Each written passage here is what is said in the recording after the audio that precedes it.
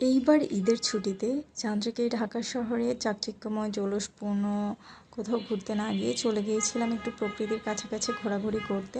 আর প্রথমেই গিয়েছিলাম আমার বাবার বাসায়। সেখানে এই যে আমার বাচ্চাদের জন্য কার্ড তৈরি করা হয়েছিল সালামের, আর সুন্দর ডাবের পুডিংটা আমার মা তৈরি করেছিল যেহেতু অনেক গরম। হে মাই গর্জিয়াস পিপল, কী অবস্থা সবার, ওয়েলকাম টু মাই ব্লগ। আর চলে এসেছি হচ্ছে বোটানিক্যাল গার্ডেনে। আমরা ছোটোখাটো একটা পিকনিকের মতো করব, সেই জন্য সাথে করে খাবার দাবার নিয়ে এসেছিলাম হচ্ছে চাউমিন, সেমাই, মিষ্টি, তারপর মাফিন, কলা, পাউরুটি, যেগুলো আসলে ইজিলি খেয়ে নেওয়া যাবে কারণ বাচ্চারা অনেক খেলাধুলা করবে, টায়ার্ড হয়ে যাবে।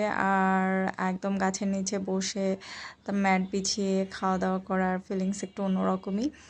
আর সাথে পানিও নিয়ে এসেছিলাম যেহেতু বোটানিক্যাল গার্ডেনের ভেতরে আসলে কোনো খাবার দাবার এই মুহূর্তে কিনতে পাওয়া যায় না। তো সাথে করে বলও নিয়ে গিয়েছিলাম যাতে হচ্ছে রোদুরের বাবার সাথে একটু খেলাধুলা করতে পারে। তো অলরেডি তারা হচ্ছে খেলাধুলা শুরু করে দিয়েছে। খেলাধুলা শেষ করে যখন হচ্ছে টায়ার্ড হয়ে যাবে তখন আমরা খাওয়া দাওয়া পর্ব শুরু করব। আর এদিকে হচ্ছে আমি আমার ছোটোটাকে হচ্ছে নিয়ে ভিডিও করছি। আমি হচ্ছে ভিডিওগ্রাফারের কাজ করছি আর কি। তো যাই হোক, ওনাদের খেলাধুলা শেষ, খেতে বসে গেছেন বাপ পুত্র, এদিকে আমরাও খাচ্ছি। তো বোটানিক্যাল গার্ডেনের ভেতরে একটা শিশু পার্ক আছে যেটাতে আসলে সব রাইডই মোটামুটি ভাঙাচোরা অবস্থায়। তো আমরা কচি কাঁচা বুড়ো বুড়ি সবাই মিলে উঠে পড়েছি দোলনাতে, কারণ দোলনাগুলাই একমাত্র জৌলুসপূর্ণ রয়েছে। তো আমরা হচ্ছে দোল খাওয়া শুরু করে দিয়েছি, আমাদের দোল খেতে খুবই ভালো লাগে। তো এরপরে দোল খাওয়া শেষ করে রোদুরের বাবা আবার রোদুরকে আরেকটা রাইডে হচ্ছে চড়ালো, কারণ রোদুর রাইডে চড়তে হচ্ছে খুবই পছন্দ করে। তো রাইড চড়া শেষে হলে আমরা চলে গিয়েছি হচ্ছে পদ্মবিলে। বোটানিক্যাল গার্ডেনের মাঝখানে একটা পুকুর আছে যেখানে হচ্ছে শাপলা পদ্মগুলো ফোটে আর কি। তারপর বাসায় চলে এসেছিলাম, এসে দেখি বাবা গোল্ডেন ডিলাইট সাবওয়ের এই আইসক্রিমটা এনেছে। তো আমাদের কাছে আইসক্রিমটা আসলে অনেক ভালো লেগেছে। এটা উপরে ক্যারামেল অ্যান্ড চিপসের লেয়ার আছে, তারপরে রেড ভেলভেট কেকের লেয়ার আছে, আইসক্রিম আছে, আবার নিচে আবার কেকের লেয়ার আছে। আর আমি খুবই আইসক্রিম পাগল একটা মানুষ, আমার আইসক্রিম ভীষণ রকম পছন্দ। মানে আমার হচ্ছে এরকম খুব গর্জিয়াস আইসক্রিম না হলেও চলে, আমাকে জাস্ট লাইক একটা শরবত গুলিয়ে ফ্রিজে রেখে বরফ করে দিলে আমি সেটাও খেয়ে ফেলতে পারি আইসক্রিম ভেবে। আমি এরকম আইসক্রিম পাগল মানুষ। তো এটা আমার কাছে 9/10 লেগেছে।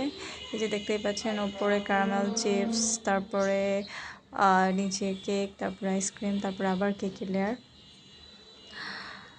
ভীষণ রকম টেস্টি ছিল কেকটা, বলতেই পারি। যারা যারা মিষ্টি একটু কম পছন্দ করেন, মিষ্টি খেতে তেমন একটা পছন্দ করে না, তাদের জন্য হয়তো বা তেমন একটা পছন্দ নাও হতে পারে, বাট আমার কাছে ভীষণ রকম ভালো লেগেছে।